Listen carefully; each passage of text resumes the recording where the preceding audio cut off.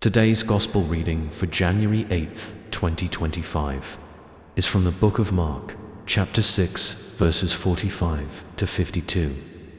After feeding the 5,000, Jesus instructs his disciples to get into a boat and go ahead of him to Bethsaida, while he dismisses the crowd.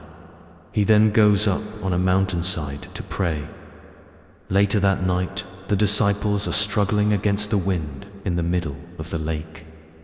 Jesus approaches them, walking on the water. Initially terrified, thinking he is a ghost, they are reassured when he speaks to them, saying, "Take courage. It is I, don't be afraid." He then climbs into the boat, and the wind dies down. The disciples are amazed, as they had not understood the significance of the miracle of the loaves, and their hearts were hardened. Here's a lesson from Mark 6:45 to 52. The disciples had just witnessed a miraculous event, the feeding of thousands with only a few loaves and fish. Their hearts must have been full of awe, but perhaps also confusion about who Jesus truly was. As evening fell, Jesus sent them ahead in a boat, while he stayed behind to pray alone on a mountainside. Out on the lake, the disciples struggled against a fierce wind. The waves were high, and their journey was difficult.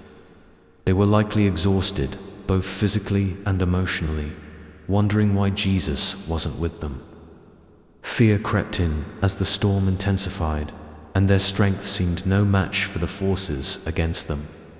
In the darkness of the night, amidst their struggle, they suddenly saw a figure walking on the water. It was unlike anything they had ever seen before.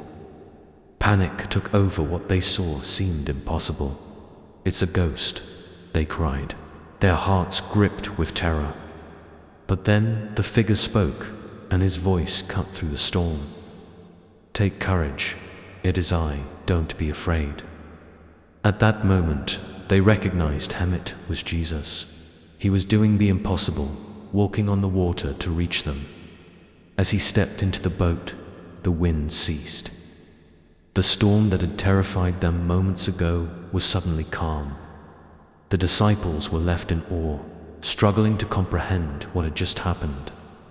Though they had seen Jesus multiply the loaves and fish, they still hadn't fully grasped his divine power.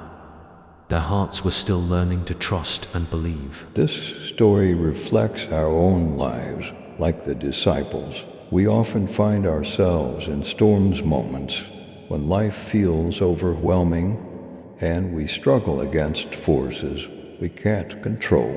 In those times, Jesus reminds us that he is near.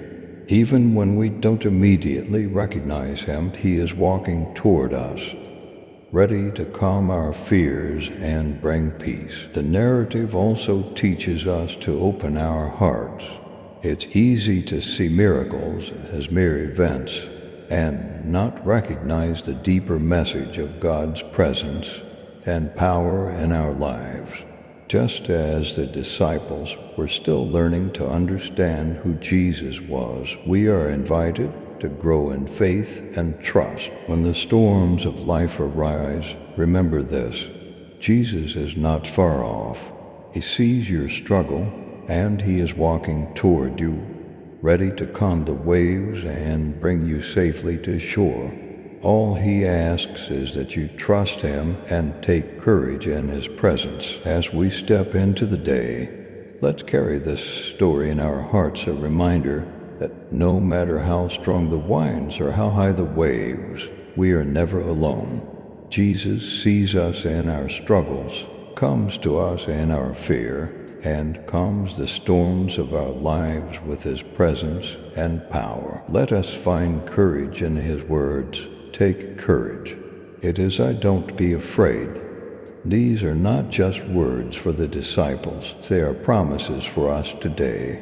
So when life feels overwhelming, remember that Jesus walks with us through every trial, bringing peace to the chaos and strength to our souls. May we trust him more deeply, recognize his presence more clearly, and find comfort in knowing that he is always near, Amen.